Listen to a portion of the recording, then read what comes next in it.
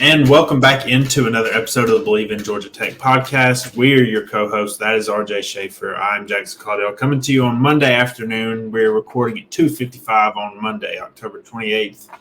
How you doing, RJ?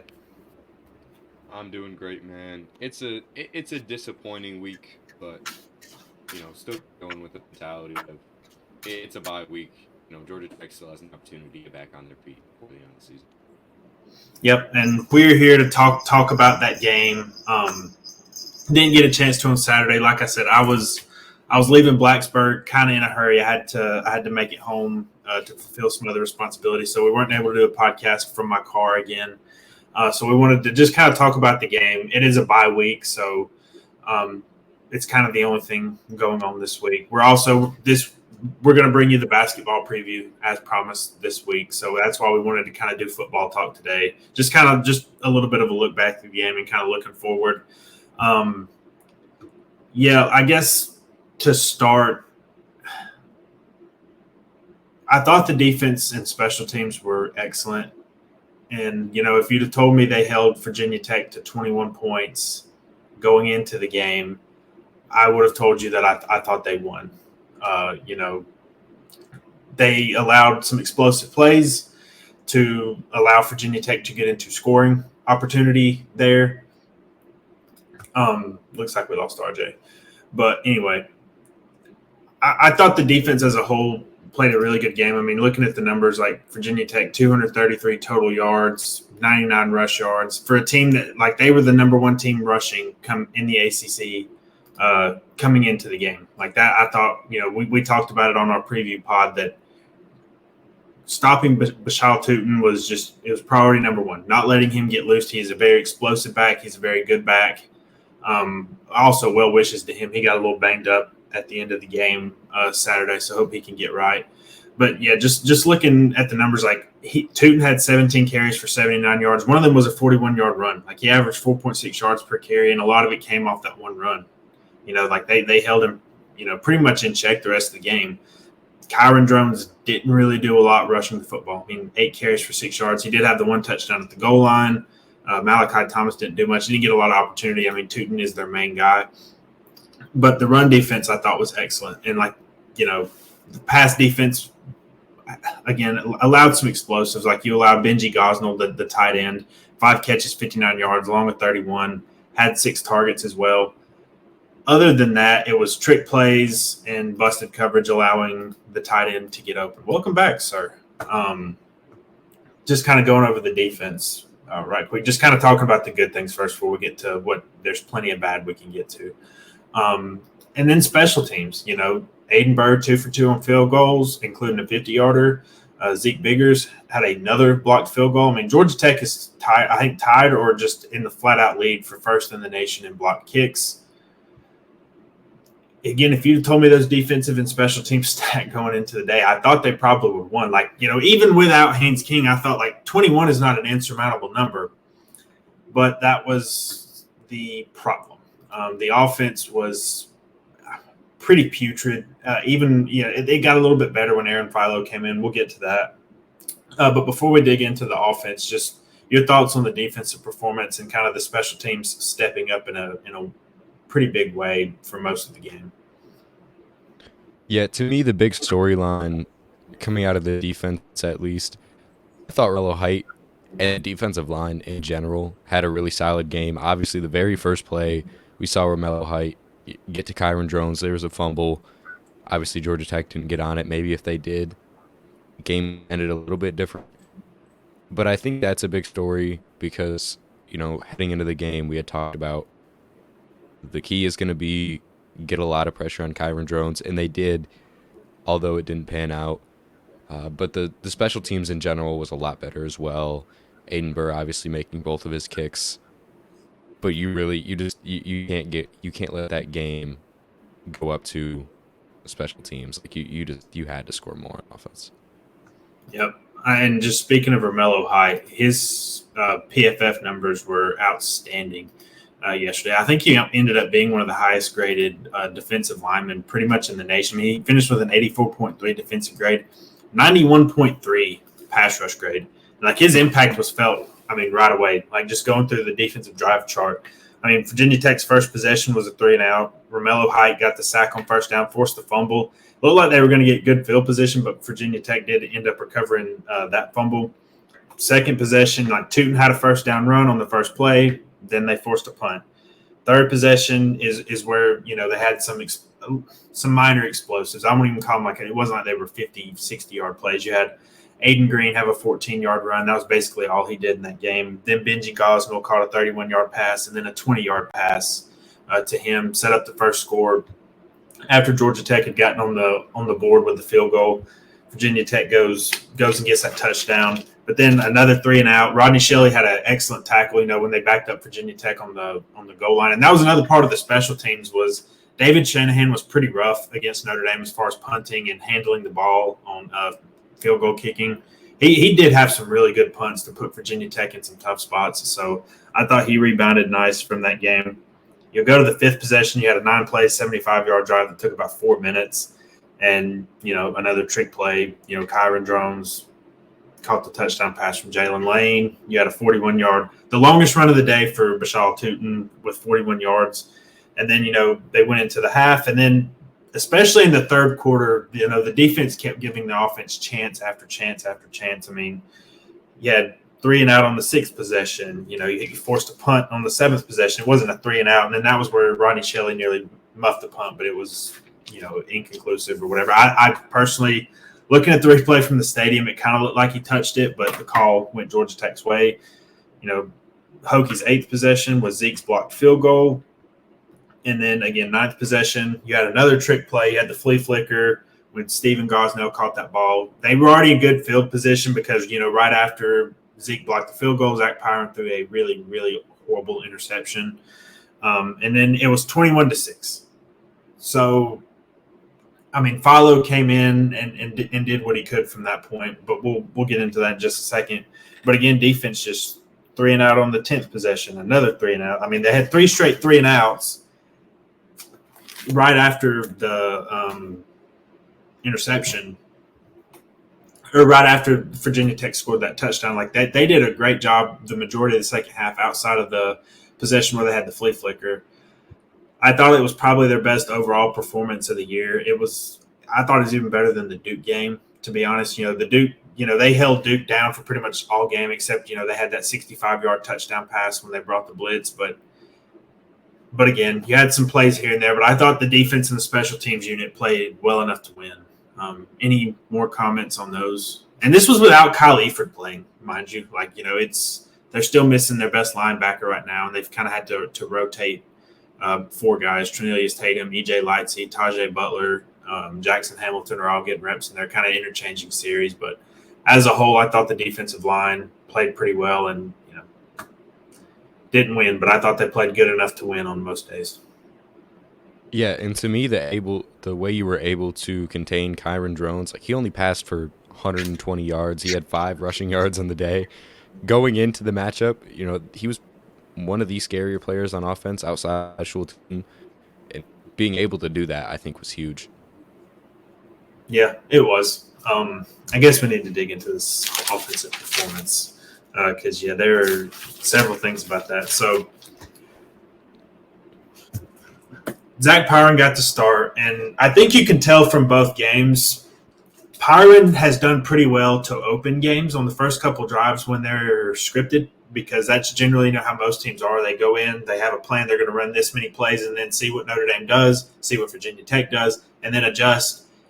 When the defense changes, he just didn't play well. And it's, I like Zach. Zach plays hard. Zach is a really tough kid that puts in a lot of effort and he cares a whole lot, but it just didn't play well. There's just no getting around it. They really had the tight ends involved early. That was kind of noticeable. It's kind of a nothing now, but Jackson Halls, Josh Beetham, and I think Avery Boyd, like all 3 of the tight ends had catches that first drive. You go down there, Aiden Burr hits the 34-yard field goal. Second possession, Pyron gets sacked, had a punt. Third possession, 3-and-out. Then your fifth possession, they went 9 plays, 36 yards. They had good field position because Virginia Tech had to punt the ball basically from their own end zone because that was when David Shanahan pinned them deep. They had pretty good field position. They marched enough to get a field goal, made it 7-6. Then you had a 3-and-out. That was their last possession of the first half. Then you go to the second half, and the second half is just really where it was bad. You had sixth possession, 3-and-out. Seventh possession, 3-and-out. Eighth possession, 3-and-out. That was where you also had Malik Rutherford dropping the ball. We're going to talk a good bit about the quarterback play and it not being very good. As good as Malik has been this year, he had two very critical drops in that game that would have picked up first downs again. I have no idea if Georgia Tech scores on those drives. Given the way they played, probably not. But those were just very brutal drops. And then the ninth possession, it was interception. So, like, the second half, like, when Pyron was in, they didn't even have a first down in the second half. And then he was replaced by Aaron Philo. And, like, for a true freshman playing on the road in a tough environment against a pretty good defense, like Virginia Tech's not elite, but they have good players on defense. He played pretty well. He finished, just by the way, Pyron finished 10 of 22 for 76 yards in, like, 2.5 quarters. Just not going to get it done. It's just not, like, and there was one, when he got sacked, I don't know if he got sacked on the play, but they ran a play fake, and Eric Singleton was wide open down the field. I don't know if anybody caught this, sitting at home watching it on TV, but from the press box, like there was a play where Singleton got deep and Pyron just didn't pull the trigger and didn't see it. Tried to scramble out. I think he ended up throwing it away, but he just didn't pull the trigger on some throws. He was also late thrown over the middle, which is just a big no-no when you're a quarterback. They, especially early on, they ran several plays getting him out of the pocket, trying to get him on the move, and they would have some guys coming across the middle. And a couple times early in the game, they were open, especially the tight ends. And he would just not pull the trigger, and that was just a problem. He just wasn't playing very well. I asked Brent Key after the game if he had considered putting Philo in earlier. He said, yeah. He kind of gave some coach speak about it. It's not all on Zach and this and that. And, look, I get it. I don't know. I just feel like I think you do your team a disservice by not starting Philo. Just, seeing how Pyron played for most of that game and not going there earlier. Like, I really do think you cost your team a chance to win, and, like, that's on Key at the end of the day. Again, he came in and did pretty well. You had a big play to Eric Singleton. I think it was a 57-yard catch. He also had like a 3rd and 15 conversion. Like, Philo was spinning the ball too. He ended up finishing 11 for 26, 184 yards.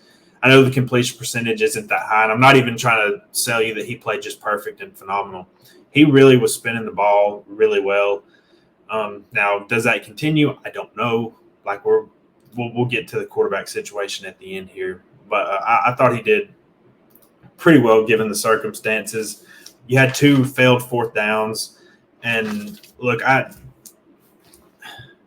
some of the 4th down play calling is bad. It has been for most of the year. It's just too predictable. Like, it's just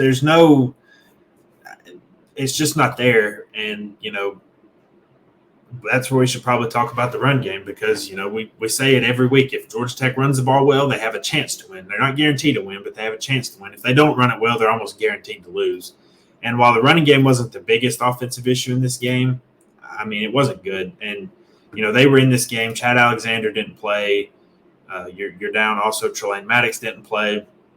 Like, there wasn't a lot of depth at running back. And then, Jamal Haynes got hurt in the first half. We didn't know if he was going to come back in watching the game up there. Like, you were in a situation where it's going to be like Anthony Carey and Daylon Gordon. I like Daylon, but he's also as a walk-on. Like, that's a very tough position to be in when not having one of your best players and your all ACC caliber running back.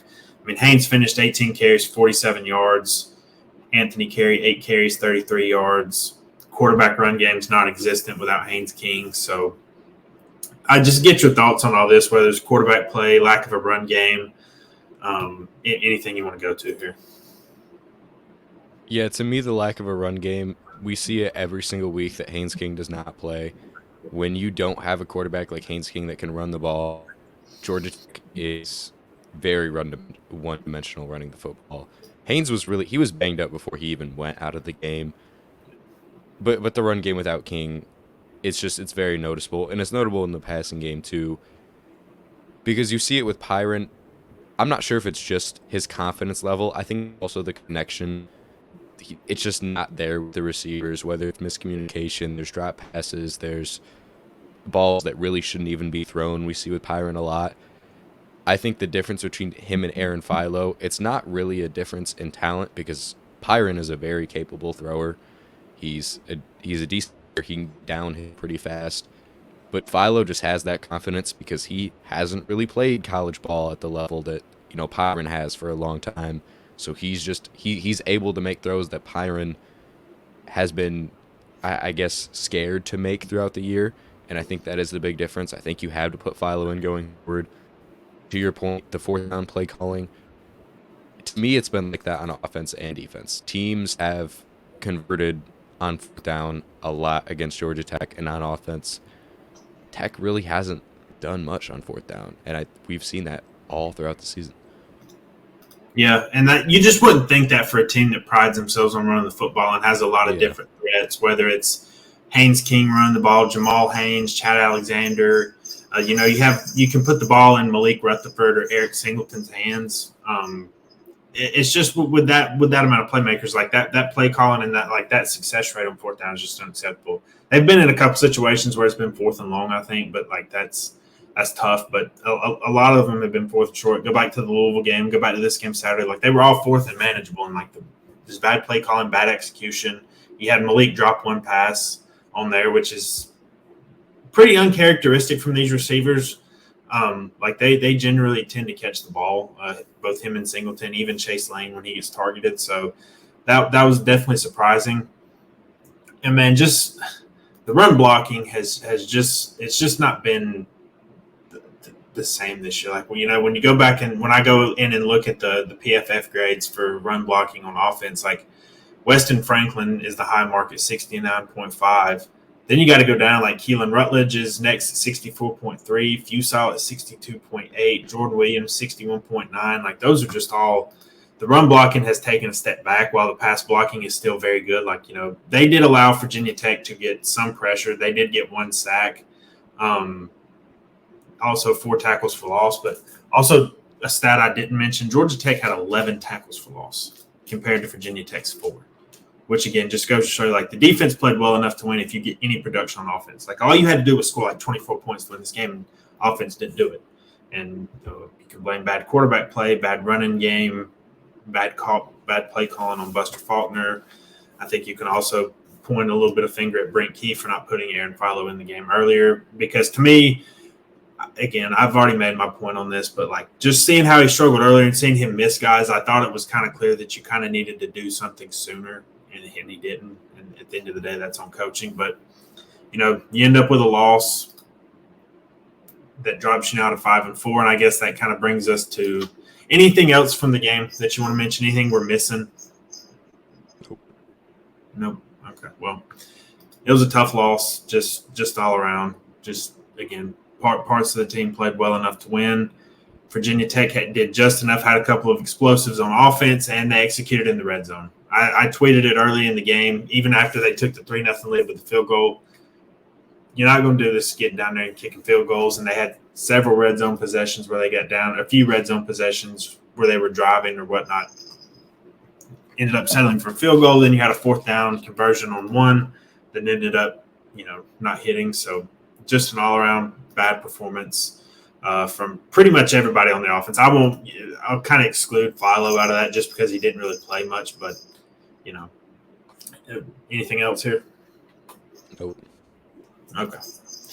Well, I guess now looking ahead, there are not many teams around the country that needed a bye week more than Georgia Tech did. I think Haynes King obviously banged up, Kyle Eford banged up. You have all your running backs are pretty much banged up right now at this point. And, you get to this point in the season, everybody is banged up and hurting in some way. It's college football. Or, everybody's going to be a little dinged up at this point. You're not going to have anybody, even if they're playing 100% healthy and feeling good. But they really just need to rest and reset because you have a very critical 3-game stretch coming up and a very tough one at that.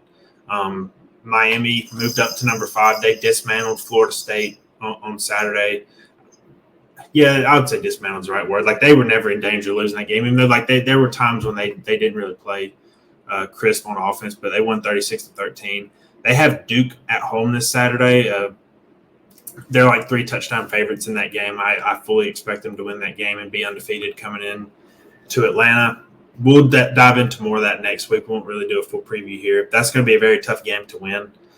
Miami is not perfect by any means. They're not unbeatable. They have several matchup advantages in this game that would worry me if I was Georgia Tech. But, again, we'll get into that later.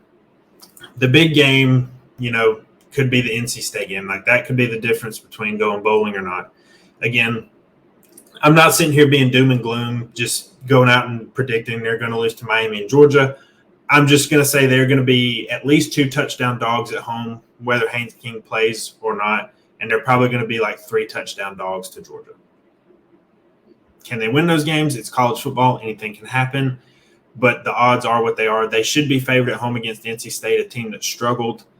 They're 4-4 coming into the year. I think they've beaten Western Carolina. Northern Illinois is one. They did get a win on the road against Cal, who is a decent team. But they've kind of had a tough season as well and also playing a true freshman quarterback. So you get that game at home on a Thursday night. Like, that is as must-win as it gets for Brent Key this year because we don't have to get into the whole thing right now, but I think it would be kind of disappointing if he didn't make a bowl game. Would you agree? Yeah, I think coming into the season, obviously the win totals will say whatever they'll say. I think the expectation was you had to go out and win a bowl game. There were 7, 8 games on the schedule that looked pretty winnable coming into the year. Now that it unfolded to the level that it has now, Florida State, looking back, that was a must-win game. You had that.